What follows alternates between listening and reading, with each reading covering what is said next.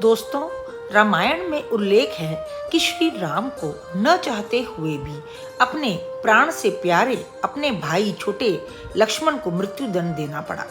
परंतु हम तो रामायण में अक्सर श्री राम और लक्ष्मण के भाई प्रेम की कहानी ही सुनते आए हैं। जब राम को 14 साल का वनवास मिला तो लक्ष्मण भी सब कुछ छोड़कर अपने बड़े भाई के साथ वन की ओर चल दिए। जीवन के हर मोड़ पर लक्ष्मण ने श्री राम का और श्री राम ने लक्ष्मण का कोई आपत्ति नहीं आने दी। तो ऐसा क्या हो गया कि श्री राम को अपने प्रिय भाई को मृत्युदंड देने का आदेश देना पड़ा?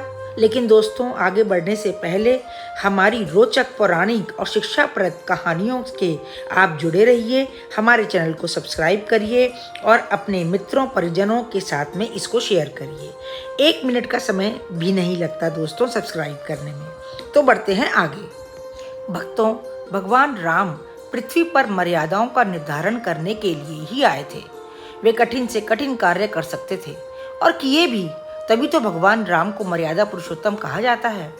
जब श्री राम जी की पृथ्वी पर यह लीला के समाप्त करने का समय आ गया, अर्थात सबके अवतार का समय पूर्ण हो चुका, तब जाने का अलग अलग तरीके से समय निश्चित किया गया और कोई बहाना ढूंढा जाने लगा।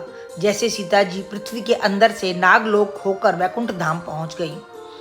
लक्ष्मण जी जो कि शेषनाग का अवतार थे, वे भी राम से अलग हो गए, बस जरा सा पहले ही चले गए। ये सब उनके जाने का तरीका और समय था। बस धर्मराज रूपी काल और दुर्वासा ऋषि एक बहाना बन गए थे। हुआ यूं था कि जब यमराज श्री राम से वेश बदलकर बताने आए कि हे नाथ नारायण, आपकी इस युग में कार्य पूर्ण हो जाने से अपने वैकुंठपुर चलने का समय आ गया है, परंतु चर्चा आरंभ करने से पूर्व वो भगवान राम से कहते हैं कि आप जो भी प्रतिज्ञा करते हो उसे पूर्ण करते हो। मैं भी आपसे एक वचन मांगता हूँ कि जब तक मेरे और आपके बीच मंत्रणा चले तो हमारे बीच कोई नहीं आएगा, और जो आएगा उसको आपको मृत्युदंड देना पड़ेगा। भगवान राम यम को ये वचन दे देते हैं।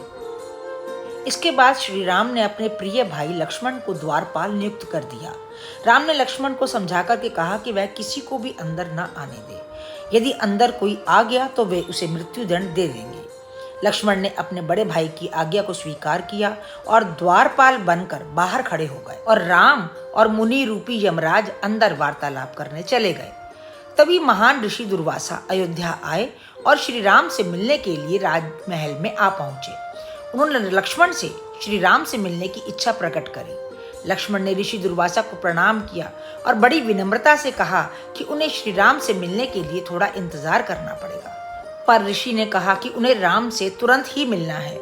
लक्ष्मण के बार बार आग्रह करने पर कि वे अभी नहीं मिल सकते, उन्हें क्रोध आ गया। दुर्वासा अपने क्रोध के लिए जाने जाते थे। उन्होंने पूरी अयोध्या को भस्म करने की बात कह दी। लक्ष्मण अब दुविधा में पड़ गए थे। अगर वे श्री राम को बुलाने के लिए अंदर जाते हैं तो उन्हें मृत्युदंड दे दिया जाएगा, अगर नहीं जाते हैं तो ऋषि दुर्वासा पूरी अयोध्या को जला देंगे। लक्ष्मण को कुछ नहीं सूझ रहा था।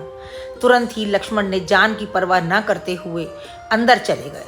वहां श्री राम और मुनि रूपी यमराज दोनों वार्तालाप कर रहे थे। लक्ष्मण ने राम को ऋषि दुर्वासा के आगमन की सूचना दी। राम ने जल्दी यमराज से बातचीत समाप्त करी और ऋषि दुर्वासा से मिलने पहुंच गए।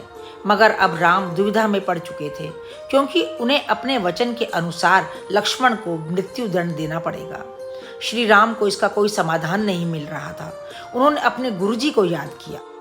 गुरु ने राम से कहा कि अगर तुम अपने किसी प्रियतम व्यक्ति का त्याग करोगे तो वह तो मृत्युदंड के समान ही होगा।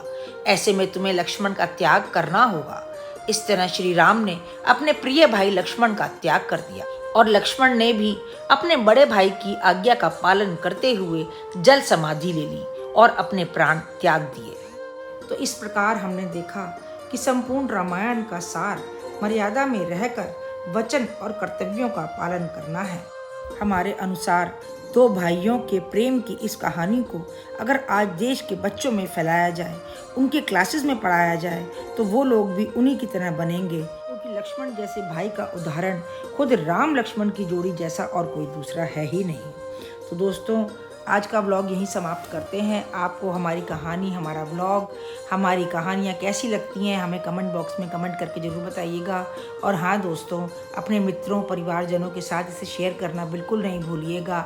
अपने बच्चों को इन्हें कहानी के रूप में सुनाइएगा। तो मिलते हैं दोस्तों अगले ब्लॉग में, तब तक के लिए राम राम।